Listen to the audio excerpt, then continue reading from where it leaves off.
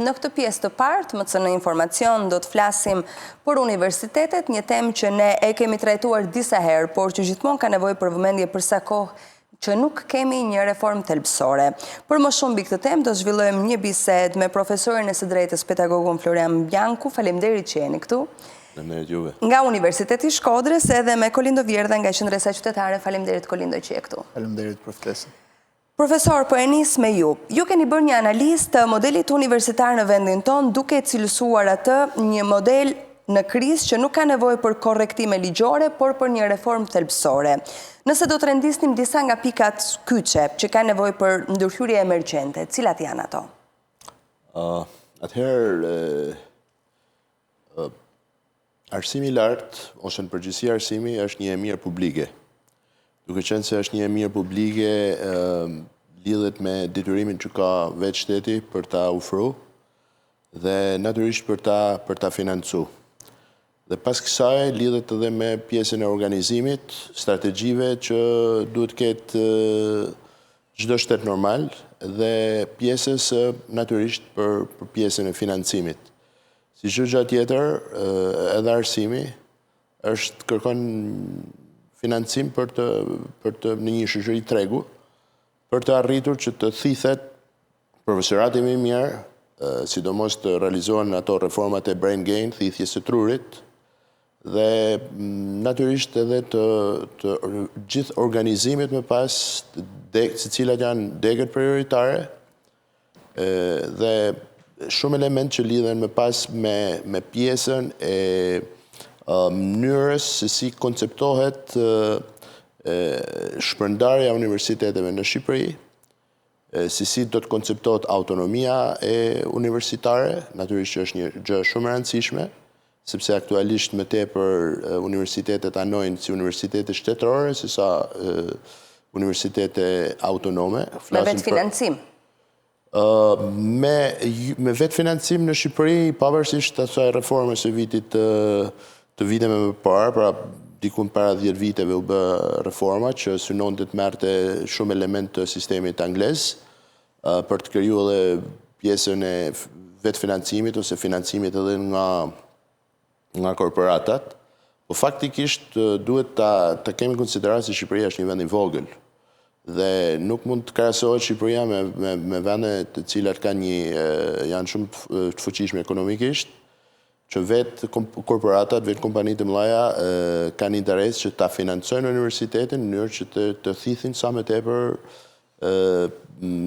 për pjesën e punojësve, për pjesën e atyre që do të mbulojnë ato vërimtaritë që ata ushtrojnë. Kurse në Shqipëri ka një tjetër aspekt, edhe kërkimi shkencor është goxha i vështirë që të arrijë që të lidhet edhe me realitetin dhe me tregun dhe të pjesa e vetë financimit. Pra duhet të kemi në konsiderat specifikat e veçanta që ka vendi jonë, traditën që në fundit deri diku pra ne kemi një traditë të caktuar edhe ajo duhet marrë në konsiderat, pra nuk mund të kalojmë në sisteme që kopjojnë, copy-paste, si që ndodhë rëndom në shumë reformat që ndodhë në vendin tonë, që marrim një model të një vendin tjetër i cili nuk ka asnjë lidhje me realitetin shqiptar. Dhe të gjitha këto duhet të merren në konsiderat kur flasim për fakti ka kaluar në një formë inflacionit kjo pjesa reform, sepse gjithkund flasim reform dhe në fundit asnjë reform nuk po përmbyllet apo nuk po shkon në një drejtim i cili një farë mënyrë të ketë edhe një output të rëndësishëm. Pra kur flasim gjithmonë për sidomos për arsimin, ndërhyrjet duhet të jenë shumë të kujdesshme dhe strategjia duhet jetë shumë e qartë, sepse për ndryshe pastaj pasojat nuk vinë me njëherë, si ato pozitivet por edhe negativet, dhe ne sot jemi duke vujtur ndoshta pasojat të shumë vite më përpara të politikave të gabuara që cilat janë ndjek dhe ne sot i vuajmë ato dhe fatkeqësisht në shumë drejtime jemi duke ndjek po ashtu po politika të gabuara në raport me arsimin e lartë, që ndoshta mund të ndalemi... Po do ndalemi pa tjetër, për t'i kuptuar cilat janë këto politika, dhe ndoshta ata që ne dëgjojnë të mund të marrin ide nga ato që ne do shpalosim për t'i korrigjuar. Gjatë një takimi më të fundit, Kolindo, që zhvilloi me rektorët, kryeministri Rama foli për ndërtimin e 2 kampuse universitare në Tiranë, pra një në Tiranë dhe një në Durrës. A synon ai të centralizojë universitetet dhe çfarë sjell centralizimi? Çfarë rrezikoj? Marr shkazë nga ajo që profesori tha, mënyrën se si janë shpërndarë në universitetet në vendin tonë, ka Shkodra, ka Korça Universitet, ka Vlora, ka Gjirokastra, përveç Tiranës. Durrësi, Vlorën e përmenda, pra disa nga qarqet kryesore kanë universitete. Për hir të vërtetës, mënyra se si në konferencën e rektorëve kryeministri e shtroi idenë e këtij zhvillimi infrastrukturor i cili një farë forme shton ofertën e shërbimeve që universiteti ka në vetvete, mendoj ajo zgjidhja që studentët e Tiranës të shkonin në Durrës sepse do ndërtohej një kampus universitar në Durrës, unë mendoj që ishte një farë forme të fyese për atë që studentët kanë pritur, po flas për studentët e Tiranës. Në vetvete në Tiranë, jo më larg se 5 vite apo 6 vite më parë janë premtuar kampuse studentore. Është premtuar kampusi i Tiranës, kampusi i Universitetit të Artës, kampusi i Universitetit Bujqësor, i Akademisë së Policisë. Pra, ka patur njësër idesh të hedhura në tryezë për ndërtimin e disa kampuseve, të cilat janë finalizuar vetëm në disa godina të reja, në Universitetin Bujqësor, në Qytet Studenti, po jo me idenë reale të ndërtimit të një kampusi universitar, një ambient rekreativ, ku ka bibliotekën, laboratorin, jo vetëm akomodimin e studentëve, ambiente sportive, mencat studentore të cilat, ambiente ku studentët zhvillojnë aktivitetet. Pra në këtë idenë e këtij kampusi, unë mendoj që sot akoma nuk e kemi një të tillë në kryeqytet. Për dalë pastaj tek ideja e centralizimit. Pra, unë mendoj që, për ta përmbyllur, sinqeriteti i propozimit kryeministrit është një pikpyetje e madhe, kur e kemi parë këtë tek 5 premtimet më herët të 5 kampuseve të cilat sot studentët nuk i shohin dhe vazhdojnë të jetë përsëri një tentativë, mund të them, ideja e një kampusi studentor universitar. Mencat studentore pak vite më parë, një grup qytetarësh i dërguan firmat kryetarit bashkisë aktual, mund të themi, po dhe ta asaj kohe, zotit Veliaj, dhe as Këshilli Bashkiak i Tiranës nuk i mori parasysh, pra për t'ia shtuar kësaj ofertës, mund të themi, këtyre qëndrave që sot një farë forme janë vetëm qëndra akomodimi. Për dalë pastaj tek centralizimi, unë mendoj se tek centralizimi ndikojnë disa faktorë, të cilët shkojnë përtej faktit se ku shkon vëmendja qeveritare, që një farë forme padyshim. Përshëndrimi i investimeve, nëse shkon në 2-3 zona në cilat kemi të bëjmë me universitetet, që një pjesë e mirë universiteteve janë në Tiranë, por edhe në aksin Tiranë-Durrës po ta ndërmarrin, padyshim që ndikon në një farë forme për të orientuar tregun e madh të studentëve. Por nga ana tjetër ndikon edhe zhvillimi ekonomik i këtyre zonave. Sepse është një ndër aspektet të cilat ne shpeshherë e anashkalojmë, por arsimin në vetvete po ta marrim, edhe qoftë edhe vetë reformën e cila mendohet, këtë reformimin mbi reformim që shpeshherë me drejtë edhe profesori e pregu, një farë forme arnimet e vazhdueshme që i bëjmë ligjeve, në vetvete të gjitha këto na anashkalojnë nga ajo që ne duhet ta marrim të shtrirë në disa dimensione, sa i takon zhvillimin apo ku duhem ta pozicionojmë zhvillimin e arsimit. S'pari kemi 2 sfida të mëdha. Sfida e parë janë lëvizjet e mëdha demografike, të cilat qofshin lëvizje brenda vendit, qofshin edhe emigrimet e shumta, të cilat padyshim kanë ndikuar në realitetin e universiteteve të shpërndarë në të gjithë Shqipërinë. Ana tjetër është perspektivat e zhvillimit ekonomik rajonal të zonave të ndryshme. Që të shohim dhe të perceptojmë centralizimin, duhet kuptojmë, a kemi sot strategji të cilat zhvillojnë Korçën, zhvillojnë Vlorën, zhvillojnë Gjirokastrën, zhvillojnë Shkodrën, Elbasanin, pra qytetet universitare në një farë forme sot, sepse në këtë lloj forme edhe është nxitja e atij studentit i cili të zgjall, të shkojë, të studiojë në Shkodër dhe të shohë perspektivën e tij zhvillimit të vet profesional në këtë qytet. Duke mos e patur këtë, shkojmë pastaj tek centralizimi, i cili vjen në një farë formë i detyruar në zgjedhjet që kanë sot studentët. Patjetër, sepse mungojnë degët e studimit. Sepse qendrat më të mëdha të zhvillimit biznesit sot janë në Tiranë, në aksin Tiranë-Durrës mund të themi është qendra më e madhe e biznesit sot në vend. institucionet më të rëndësishme sot janë në këtë aks. Pra, zhvillimi profesional, nëse do të ndjekësh edhe anën publike të zhvillimin në brenda institucioneve, administratës e tjerë me radhë, është i centralizuar në një farë forme në kryeqytet. Perspektivat e pagave sot padyshim që janë në këtë dhe një njeri kupton që duke ardhur dhe studiuar në kryeqytet, katapultimi në këtë lloj tregu, qoftë nuk e shkuar nga universitetet publike, qoftë nga ato private, është më i lehtë se sa të studiojnë në një universitet kudo nëpër Shqipëri dhe vi pastaj të katapultohet në këto hallka. Ky është një realitet që padyshim nuk është realiteti që duhet kishim, por është një realitet të cilin sot ne e kemi aktualisht në Shqipëri. Po nuk e zhbëjmë dot këtë realitet ne? Po padyshim që e zhbëjmë.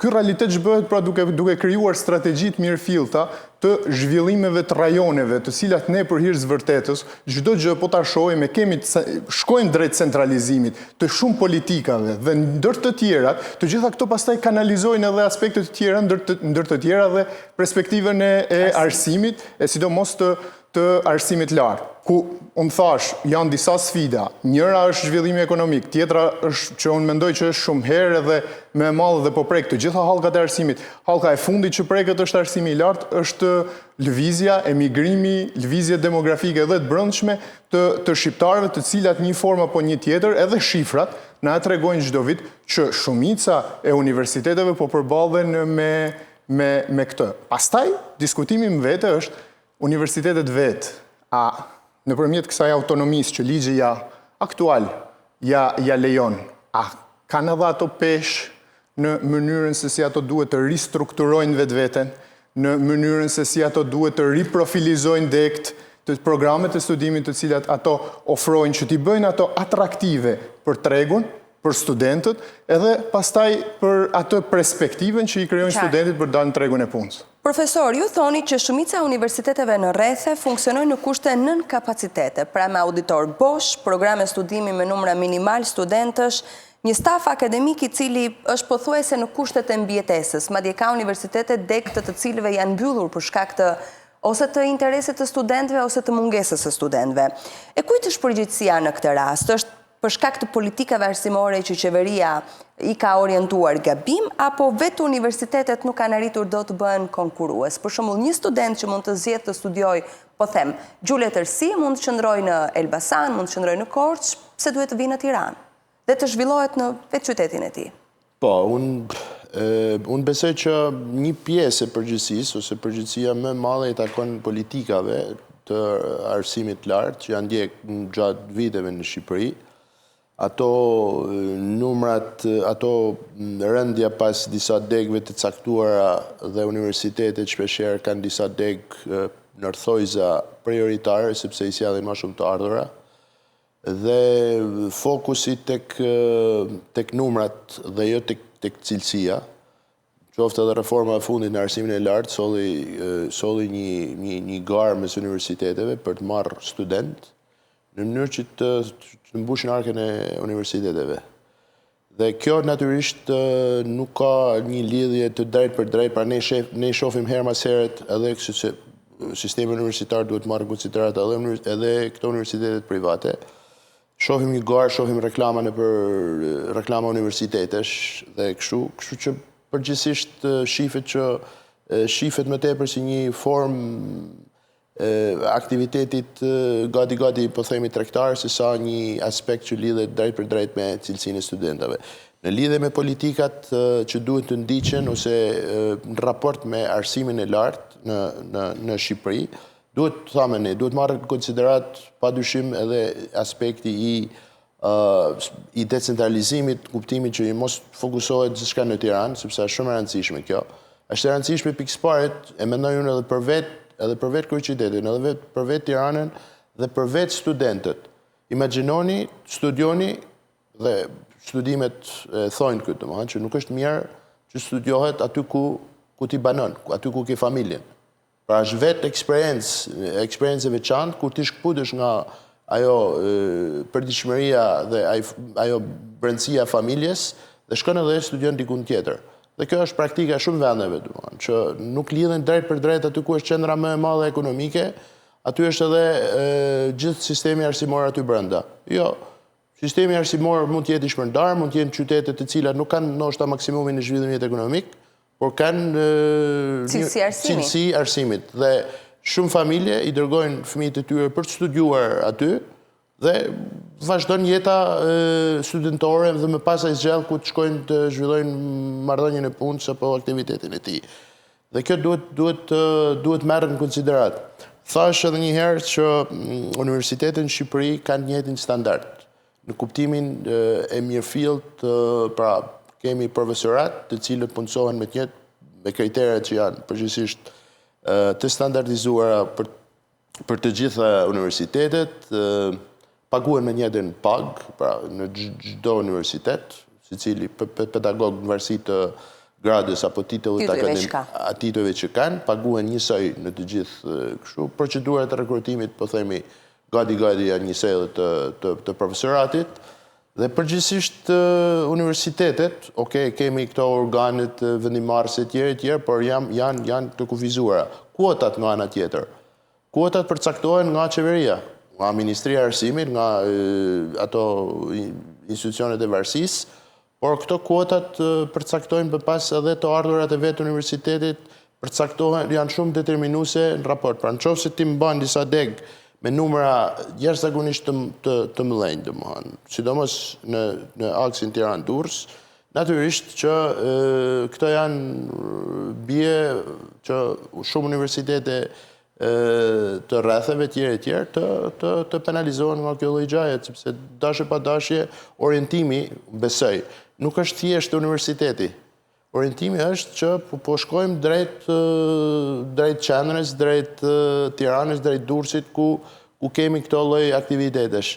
Dhe unë mendoj që është shumë e rëndësishme që studentët të zgjedhin institucionin e arsimit të lartë, cilësinë, profesoratin dhe laboratorët apo element tjerë, për shembull, që po të them unë nuk është drejt për drejt me arsimin e lartë, por është me arsimin në përgjithësi.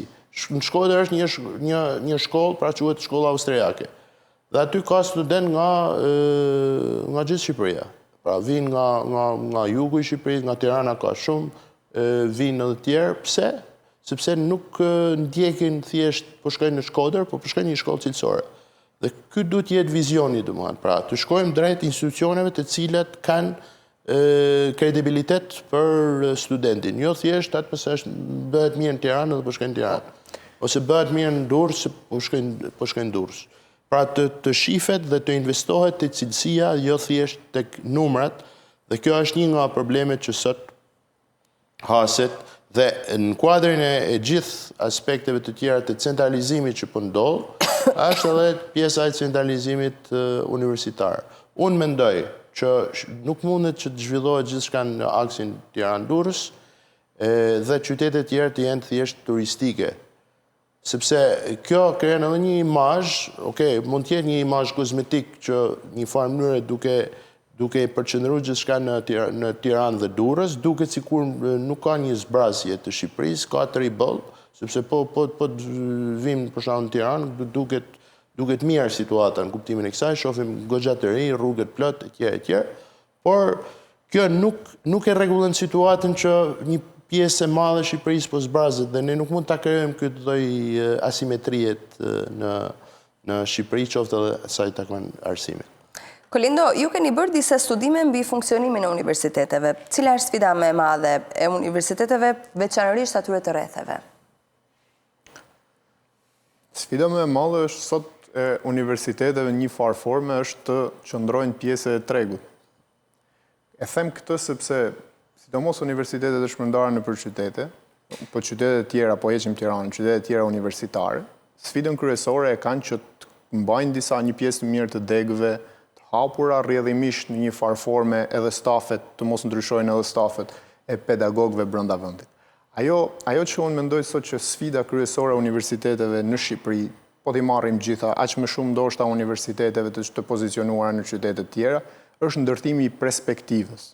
Pra, edhe me shembullin që solli profesori, në shkollën në cilën ju referua profesorin Shkodër, është një shkollë e cila të ofron një farë perspektive pas mbarimit studimeve. Pra, që do të thot perspektiv që ata studentët ikin jashtë, apo janë gati për tregun e punës? Nuk ka rëndësi ajo pjesë nëse ato, padyshim, përgatiten shumë mirë për tregun e punës, ofron perspektiv zhvillimi, sepse ajo nuk është universitet, është gjimnaz, nis nga niveli përfshin gjitha hallkat e nivelit parauniversitar, por ideja është që ajo ofron një farë perspektive. Pra perspektiven që një student, një nxënës i cili shkon atje, tek vetja diçka e cila mund t'i ofrojnë disa dyert të hapura më vonë për shkak të perspektivave dhe pozicionit që ai institucion ka. E njëjta gjë unë mendoj që duhet vendosur në të gjitha universitetet në vend. Ideja e ndërtimit të perspektivës që po të shkojnë në një universitet, për shkak të cilësisë akademike që ai vend ka, ofertës në tërësi akademike që ai ka, ofertës infrastrukturore që më ofron. Po lëm të gjitha aspektet e tjera, po marrim vetëm atë që ai e merr në mënyrë të drejtë për drejtë nëpërmjet ndjekjes së mësimdhënies në këtë universitet, i krijohet një perspektivë e mëtejshme. Dhe unë mendoj që kjo është sfida reale që sot i mungon një pjesë të mirë të universiteteve dhe futja në këtë tregun e përbashkët mes universiteteve publike dhe universiteteve private në një farë forme i ka vendosur në pozita të vështira, sidomos një pjesë mirë të universiteteve. Dim shumë mirë që shpeshherë tregu privat me lidhje që ka me bizneset të caktuara krijon apo në ofertën e tij krijon perspektivën edhe të punësimit pas mbarimit të studimeve, gjë e cila një farë forme apo një tjetër ndikon në këtë tregun dhe në përzgjedhjet e studentëve në momentin kur ato janë në prag të zgjedhjes së një drejtimi në universitete. Ajo që ne kemi parë pastaj, sa i takon menaxhimit të vetë universiteteve, ne çdo vit monitorojmë universitetet si nga ana e zbatimit apo menaxhimit të financave që ato kanë, që në një farë forme është pjesë e kësaj autonomisë që universitetet në vetvete kanë, por që nuk lidhet me pjesën akademike, lidhet me pjesën e administrimit, e ndarë kjo edhe nëpërmjet ligjit, dhe ajo që ne shohim është mënyra se si apo ku shkojnë një pjesë e mirë e shpenzimeve universitare. Ato të ardhurat të cilat mbledhen, padyshim që një pjesë ne kemi thënë dhe vazhdojmë ta përsërisim shpeshherë, nuk shkojnë në ato drejtimet që ndikojnë në zhvillimin e jetës akademike, infrastrukturën e brendshme të këtyre universiteteve, e aq më tepër pastaj kërkimin shkencor. Ato që mund të financohet nëpërmjet tarifave, sepse një pjesë tjetër është ajo që financohet drejt për drejt nga shteti nëpërmjet atyre projekteve që deri në këto momente në një farë forme dim që aplikohet për ato projekte, ndërmerren, pastaj kur zbatohen, ne aktualisht në ato që ne monitorojmë të paktën vazhdimisht është ideja këto produkte, a janë të prekshme reale, a janë në ndihmë të asaj që mund të ishte zhvillimi komunitar apo i vinë në ndihmë zhvillimit real të vendit, sepse në fund ditës universiteti mund të jetë një vatër e mirë e kërkimit që i vjen në ndihmë padyshim edhe zhvillimeve të tjera të atyre pikpyetjeve të mëdha që ne kemi për zhvillimin e vendit. Gjë të cilën për hir të vërtetës një rol që Beftas Universiteti e ka luajtur në Shqipëri. Pastaj mund të kalojmë tek elementë të tjerë që lidhen pastaj me perceptimin që kanë një pjesë që krijohet për një pjesë mirë të universiteteve dhe lidhet me korrupsionin brenda universiteteve. Një temë cilën për hir të vërtetës do vjen keq ta mendosh që ekziston brenda dyreve të universiteteve, por në raportet e fundit të cilat ne kemi monitoruar, të paktën këtë e shohim që 50 individ brenda stafeve akademike gjatë 2 viteve të fundit janë individ të cilët janë të akuzuar për korrupsion në universitetet ndryshme të Shqipërisë. I referoheni mitmarrjes, pra marrjes parave nga studentët apo korrupsion edhe nga fondet e universitetit? Format ndryshme të korrupsionit. Aq më tepër pastaj të paktën institucionet, sa i takon prokurimeve me që u ndalëm, të paktën institucionet KLSH-ja, Autoriteti i Prokurimeve Publike, vetëm në vitin 2025 kemi 34 adresimet që i kanë bërë individëve në 3 universitete, Universitetin e Tiranës, Elbasanit dhe Shkodrës, sa i takon ndjekjes së gabuar të procedurave të prokurimit publik. Pra, janë të gjitha këto të cilat në një formë apo një tjetër ndikojnë në perceptimin që krijohet për një institucion akademik. Që në vetvete ne sot duhet fliçim për cilësinë akademike, ku duhet ndërhyrë tek infrastruktura që vjen në dobi të mësimdhënies brenda këtyre institucioneve, cilat duhet jenë kushtet që duhet i krijojmë pedagogëve që të performojnë shumë mirë. Sot për shembull nuk po flas vetëm për qytetin, nuk po flas për Shkodrën, po të marrim edhe Tiranën. Sot kemi salla të cilat i mungon interneti, studentët që duhet të shkojnë vetëm në disa salla studimi ku shkojnë pedagogët për shkak se duhet të kenë akses në internet për zhvilluar orën e mësimit. Pra, po flasim për disa gjëra bazike, ku në fund të fundit kemi disa fonde të cilat ndërmerren apo menaxhohen nga universitetet, por që është shumë e rëndësishme që këto fonde të shkojnë në dobi të zhvillimit të paktën apo si një ndihmë të paktën në zhvillimin e jetës akademike, qoftë të pedagogu që performon brenda institucioneve akademike, që padyshim në një formë apo një tjetër sfidat e përditshme të gjithë kësaj që ne diskutojmë i ka pedagogu dhe studenti.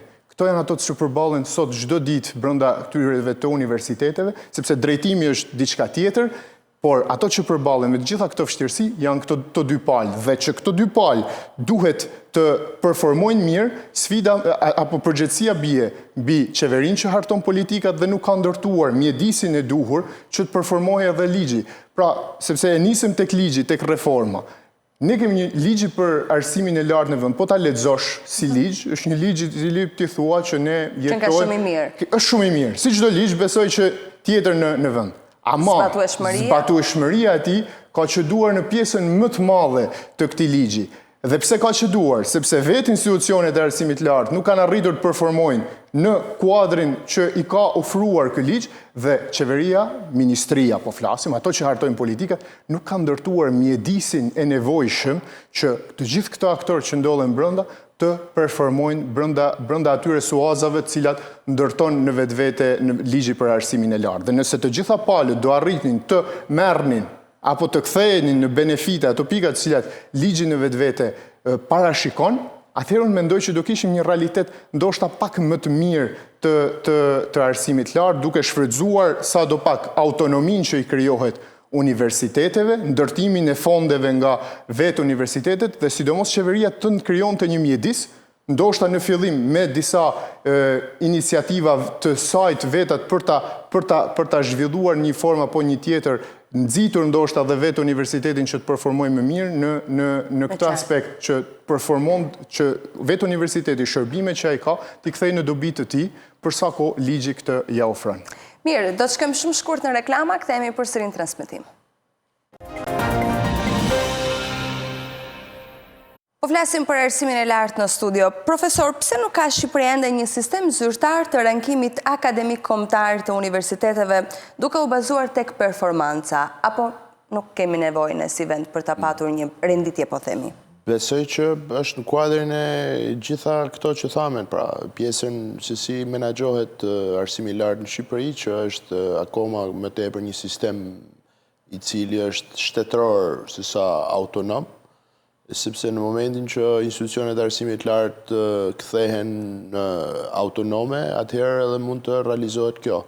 Dhe autonomia lidhet me një politikë vendimarrëse që mund të kenë institucionet e arsimit lartë në mënyrë që edhe ato të kenë ato politikat e veta, po themi Universiteti i Shkodrës vendos disa degë prioritare, sepse jo të gjitha degët mund të jenë prioritet.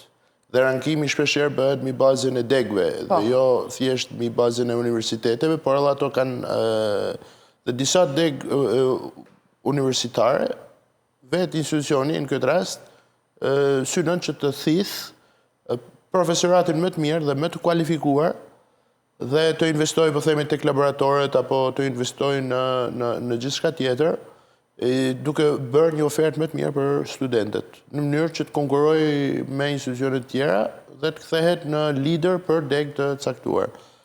Kjo gjë nuk realizohet, sepse kjo është përgjithsisht financimet janë atribut qeveritar, nuk ka një garë të mirëfillt mes universiteteve për të fituar këto projekte, është vetë edhe një lloj traditet, por që ne kështu kemi shku, të institucioneve të arsimit lartë që gati ne mendojmë dhe i konceptojmë si vazhdim i shkollës mesme ose të gjimnazeve, duke mos patur edhe atë rolin që kanë universitetet kudo në botë, që po themi është natyrisht është kërkimi shkencor është ai që quhet misioni i tretë i universiteteve, lidhja që duhet ketë universiteti me qeverisjen, pra tjetë qeverisja, një farë mënyrë, qoftë qeverisja vendore, qoftë qeverisja qendrore, që të kërkoj ekspertizën e universiteteve dhe të financojnë raport me ato. Ose llogarit edhe pjesën e sistemit të tretë të studime që kemi ne, doktoraturat. Doktoraturat nuk i kemi të lidhura drejt për drejt me kërkimin shkencor. Do të thotë që ajo punë që në Shqipëri është e vështirë administrativisht për të pranuar si doktorant dhe më pas punimi mandena kthehet në një vështirësi për të gjetë burimet e tjera, por nga ana tjetër ky punim qëndron më pas në ambientet universitare, dikun aty duke... Dhe nuk merret fare parasysh. Dhe nuk merret parasysh, pra mbetet një diçka krejt e izoluar. Pra kjo punë, që mund të jetë një punë shumë cilësore, jo çdo punë është shumë cilësore, jo çdo punë mund të përdoret 100% nga tregu, nga qeverisja etj, por ka shumë element që mund të përdoren dhe thjesht ato mbesin, personi merr atë titullin, gradin shkencore, ka të shtesën pag, ka të mundësinë e kësaj, por nga ana tjetër ai kontributi që duhet vi për shoqërinë, ajo është ndërprerje aty dhe jo ndoshta për fajin e doktorantit, por për fajin që nuk ekzistojnë ato rrugët komunikative dhe pjesa. Pra janë të gjitha këto element që më pas e pamundsojnë matjen mes universiteteve. Dhe aktualisht mund ketë një iniciativë që synon që të bëjë rankimin, por aktualisht me këtë lloj formatit është shumë e vështirë për të realizuar matjen, me cilat do të jenë indikatorët që do të bësh matjen. Pastaj ka edhe një rëndësi tjetër për shkakun. Nëse matja do të bëhet, pra dhe gjithçka do të bëhet pasi të realizohen financimet, po themi këtë pjesën e kampusit që u tha që do të realizohen Durrës etj, pra gjithë konferenca e rektorëve, me atë sa vura unë re, ishte e fokusuar se çfarë do të bëhen në Universitetin e Tiranës, Universiteti i Durrësit si një backup i Universitetit të Tiranës, dhe universitetet e rrethave. E kam cekur edhe tek ai artikulli që ju universitetet në Shqipëri kanë të gjitha të njëjtin status. Vetë përdorimi i emërtesës universitet rrethesh ose universitetet e rrethave është një terminologji krejtësisht e gabuar. Po si duhet i quajmë? Apo janë universitetet me emrat që kanë. Okej. Pra, janë universitete kombëtare. Synohen që të kthehen mbar kombëtare dhe ndërkombëtare. Nuk janë si shkollat e mesme. Shkollat e mesme i kemi shkollën e mesme që i shërben një qytetit caktuar etj. Universitetet nuk kanë dhe nuk duhet që të shërben një qytetit vetëm. Universitetet nuk është vazhdim arsimit e të rrushëm, arsimi pastaj i mesëm, mbaran aty dhe universitetet nuk kanë këtë lloj universitetet dhe besoj që do të ishte shumë e mirë për Shqipërinë, edhe për dhënien një lloj gjallërie edhe të qyteteve të tjera universitare, me këtë traditë që edhe ju e përmend, që ka një traditë të shpërndarjes së universiteteve, do të ishte shumë interesante edhe për eksperiencat që provojnë studentët, që studentët e Tiranës të studiojnë Korçë apo të studiojnë në degë caktuara, apo të vinë Shkodër apo të vinë diku tjetër, dhe natyrisht krijohet një situatë, natyrisht ndoshta me numra, se këtu kur ceken numrat pastaj aty është problemi më i madh, aty ka një reagim shumë i madh ku po na ikin studentët dhe natyrisht që mbetet problemi tek numrat dhe aty nuk të hap rrugë kërkush kur vjen puna te pjesa e numrave. Meqense dolët profesor, ju thoni ndër të tjera që ndërkombëtarizimi në universiteti nuk lidhet me aftësinë e tij me kryeqytetin, me afërsinë të kryeqytetit, por me cilësinë e programeve që ofron, kapacitetet kërkimore dhe stafin pedagogjik. Për shembull, çfarë e pengon Universitetin e Shkodrës të ndërkombëtarizohet? Besoj që ndërkombëtarizimi lidhet me janë të njëjtat problematika që lidhen të gjitha universitetet në Shqipëri. Ligji në këtë rast është shumë financimi është. Ne kemi e para. Nuk mund të kërkojmë ne ndërkombëtarizim kur ne kemi kostën për student më të ultën në Europë dhe në më të ultat në botë. Sepse në fundit është një marrëdhënie që është input-output. Pra, ti do të investosh për të nxjerrë një student dhe kosti se nuk po hym në shifra fikse se po mund të shkojmë në gabime, por nëse themi për një student, po themi në vendet e rajonit, kosta për vjetore një studentit është, po themi, 10.000 euro, në Shqipëri është 1.000 euro. Dhe natyrisht me 1.000 euro ti nuk mund të sigurosh as bibliotekët, as laboratore, as thithjen e trurit që thamë ne, se këtu janë bërë disa politika brain gain e tjere, por në fundit ti do të thithsh kapacitete intelektuale dhe ato që kanë baruar jashtë vendet. Si mund të vinë ato, me këtë lloj sistemit, pagat janë gjithkund njësoj në universitete, pagat janë relativisht të ulta, mund të thuhet që jo po universitetet vetë duhet të fitojnë projekte e tjere, në mënyrë që të rriten pagat e pedagogëve. Po që të krijojnë burime alternative të financimit të universiteteve, por ti po nuk e pata universitetin, që kjo është përgjegjësi shtetërore, sepse vetë edhe bordi i administrimit, po themi, flasim për Universitetin e Shkodrës, është 4-3 në favor të atyre që vinë nga qeveria, që delegohen nga Ministria e Arsimit. Dhe përgjithsisht dhe financimi është 100%, po themi, dhe të ardhurat e studentëve, por flasim për institucione shtetërore në kuptimin e kësaj. Dhe shteti ka përgjegjësi që pa fillu gara edhe pa fillu rankimi t'i konsolidoj këto universitete, sepse nuk mund të prodhosh shkencë në këtë nivel.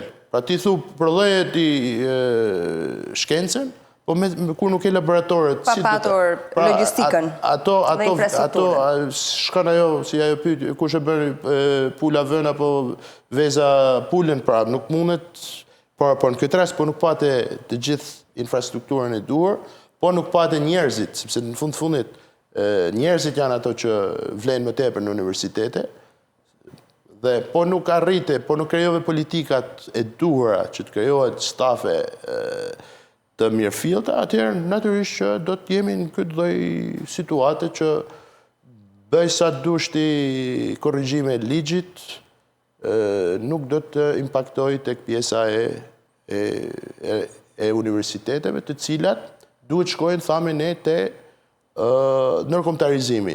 Dhe unë mendoj që ka një fazë ndërmjetme dhe të ndërkombëtarizimi që është këto universitetet të kalojnë edhe të paktën të thithim studentët rajonal të shqiptar, pjesës Maqedonisë Veriut, Kosovës, pa tjetër Malizzi e tjerë, dhe këto duhet tjetë... Sot e kemi me kuota.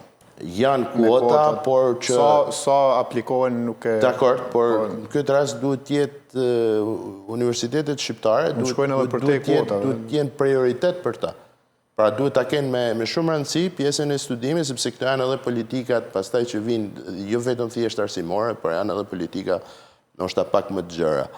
Dhe ne duhet shkojmë avash drejt këtyre drejtimeve, por ne nuk kemi ne i ndajmë brenda Shqipërisë, thu universitet rrethet, ti vjen nga rrethesh, po mirë, kjo është pak edhe kështu diskriminuese. Po, diskriminuese.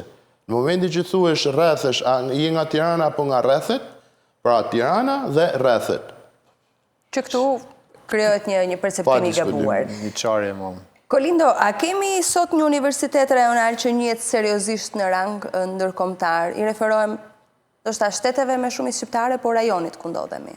Ke informacion? Për te Shqipërisë. Po për te Shqipërisë, por shumë një universitet mirë në Maqedoninë e Veriut, apo në Kosovë, apo në Kroaci. Në rankimet cilat ka disa rankimet cilat bëhen, që kanë disa indikatorë, mund të themi që merren ndoshta me gjithë pjesën Europës juglindore, por edhe përfshin ndoshta edhe vendet e Ballkanit. Serbia ka universitetet cilat rankohen më mirë në rajon.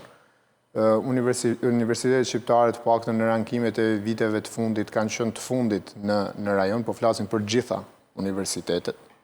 Po i marrim ato të cilat kanë qenë pjesë e këtyre rankimeve, thash janë disa rankime të cilat një formë apo një tjetër, një pjesë e tyre janë marrë për bazë edhe kur është hartuar strategjia kombëtare e arsimit. Pra, këto rankime të cilat njihen një farë formë edhe nga ministria. Mendoj që përtej kësaj, ajo që ka sot paktën universitetet shqiptare, mendoj që duhet konsolidohen së pari brenda vendit. Pra, në atë që ka ne sot i shohim si aktor të cilët janë pozicionuar brenda vendit, duhet kuptuar me drejt roli që sot duhet ketë universiteti. Dhe unë mendoj që ne nuk e kemi shfrytzuar rolin e universitetit paktën në këto 35 vite. Si do të shfrytëzonim? Çfarë nën kupton me shfrytëzimin e rolit të universitetit?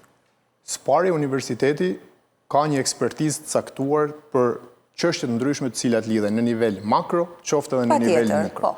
Cilat duhet të ishin baza e vendimarrjes. Qoftë për hartimin e ligjeve, projekt ligjeve, strategjive, nismave, qofshin lokale, qofshin qeverive. Pra, një formë apo një tjetër, universiteti është aset, të cilin ti mund të vendosësh në shfrytëzim në momentin kur ti mendon të hartosh politikat saktuara. Kjo është ajo të cilën ne nuk e kemi parë të paktën ndër vite. Pastaj, padyshim, është një aset i cili prolon individ të cilët janë të formuar, të gatshëm për tregun e punës, to individ të formuar të gatshëm për tregun e punës. A i krijojmë ne hapësirat pasi mbaron, pra kjo ndërlidhja e universitetit me tregun e punës, një element tjetër cilin mendoj që është relativisht shumë sfidues. Si funksionon jashtë? A mund të marrim në modele jashtë se si funksionon kjo pjesa e ndërlidhjes së universitetit me tregun e punës? Universitetet shumë thjesht apo studentët dalin dhe e kërkojnë vetë punën?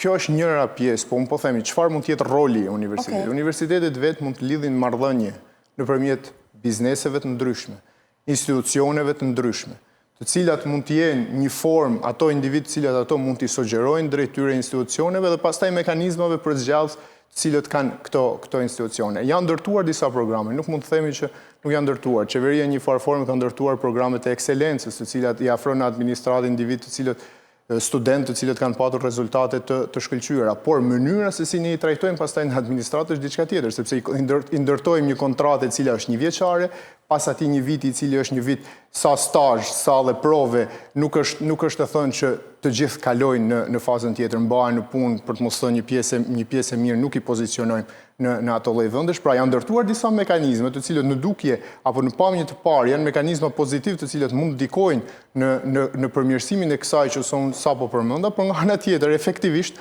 nuk janë të këtillë, pra nuk kanë një rol real. Ajo çka mund të shohim vetë universitetet është ndërlidhja që ato mund të krijojnë me terrenin ekonomik në cilin ato zhvillohen.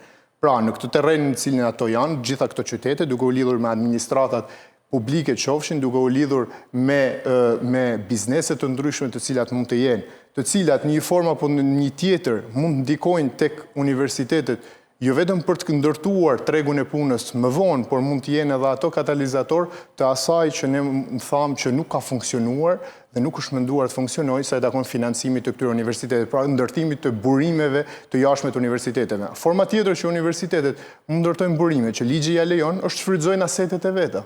Pra, asetet të cilat ato kanë, mund t'i shfrytëzojnë dhe ligji ja lejon këtë nëpërmjet autonomisë financiare që t'i shfrytëzojnë laboratoret asetet të cilat ato kanë për të ndërtuar apo përthithur të ardhura të cilat mund të jenë burime të tjera. Prandaj thash, ligji ka disa element të mirë të cilët mund t'i përmendim. Problemi është që nuk është krijuar terreni për të performuar të gjithë këto aktorë ose universitetet vetë, në një formë apo një tjetër, nuk kanë performuar në këto aspekt cilat ligji ja ka lejuar dhe nuk kemi parë sot paktën rezultate reale, duke u gjendur gjithmonë në këtë përballjen e shifrave sa i takon financimit dhe duke e parë gjithmonë marrëdhënien e financimit që vjen nga qeveria dhe tarifat e studentëve. Këto janë burimet e vetme që aktualisht sot kanë universitetet dhe menaxhojnë vetëm këto burime financimi për të mbuluar pjesën më të madhe të shpenzimeve që ato kanë të brendshme. E qartë, e kuptoj. Profesor, ju thoni që tregu i punës po jep një verdikt të heshtur,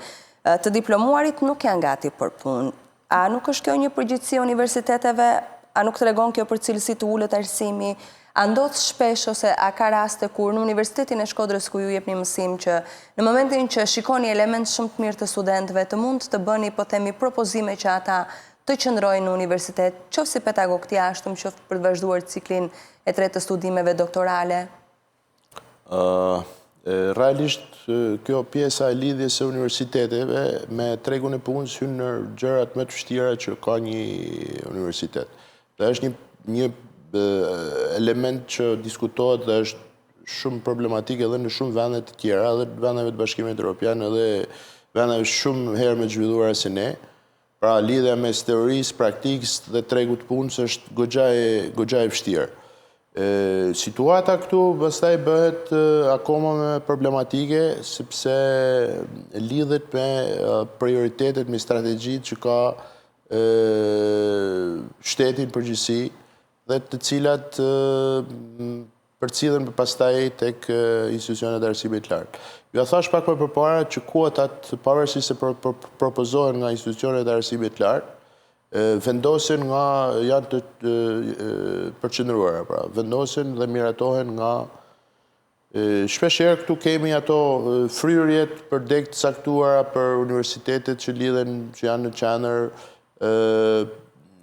janë disa deg të tjera që ndër vite pastaj kanë kalu kjo ndodh edhe në Tiranë, për shembull, këto deg të shkencave sociale, shkencave të natyrës,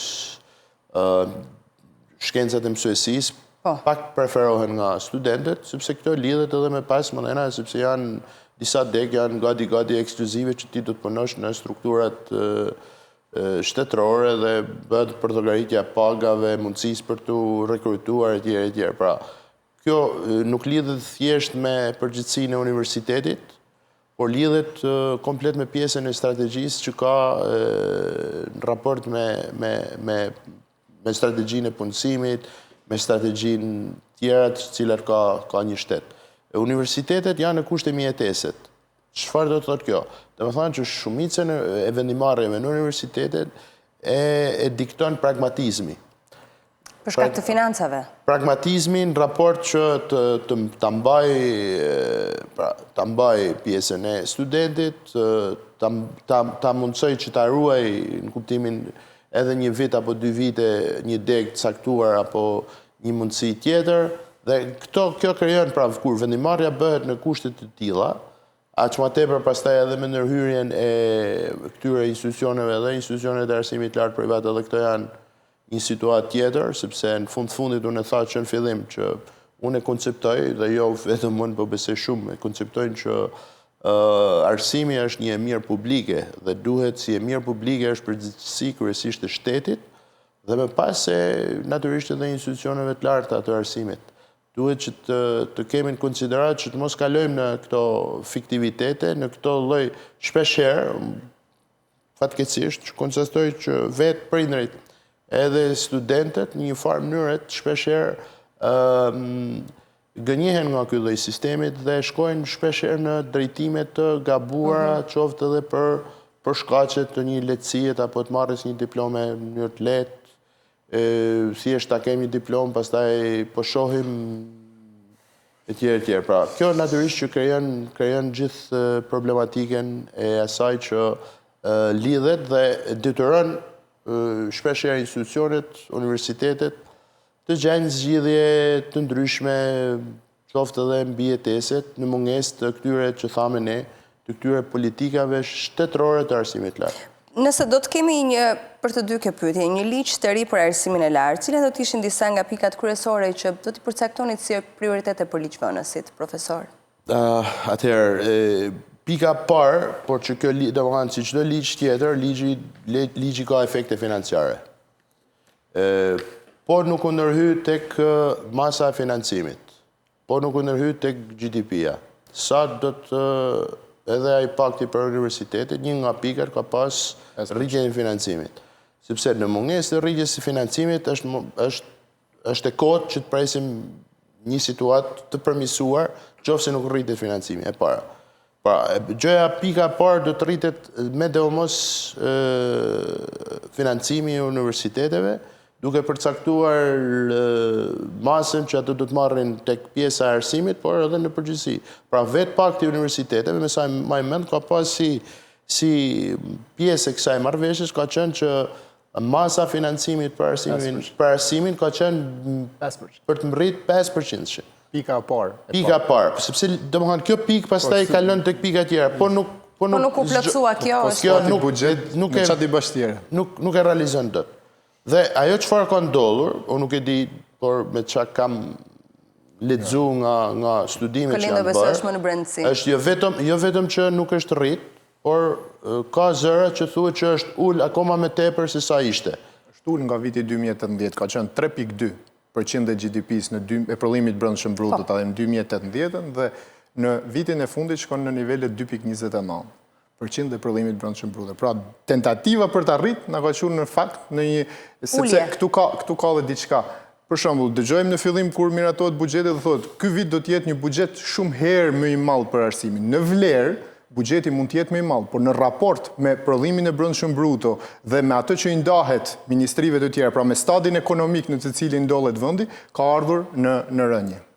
Gjë që tregon që efektet financiare, pra vlera reale që shkon për arsimin është më e ulët krahasimisht me vitin 2018 kur ishte edhe protesta studentëve dhe kur u nënshkrua pakti i famshëm me 10 pikat plus të kryeministrit me studentët.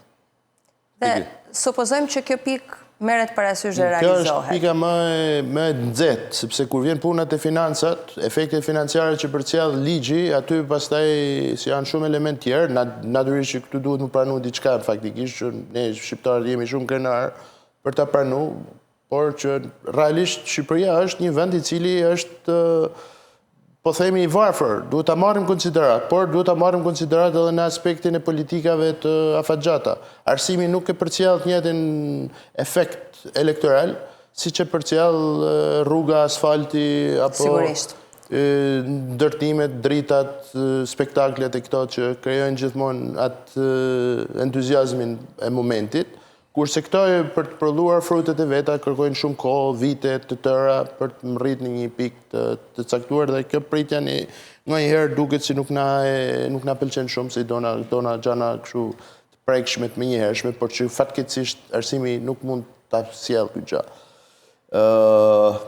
Pastaj duhet shihet natyrisht të pika tjera, duhet shihet raporti që do të ketë raport të qartë mes shtetit dhe universiteteve.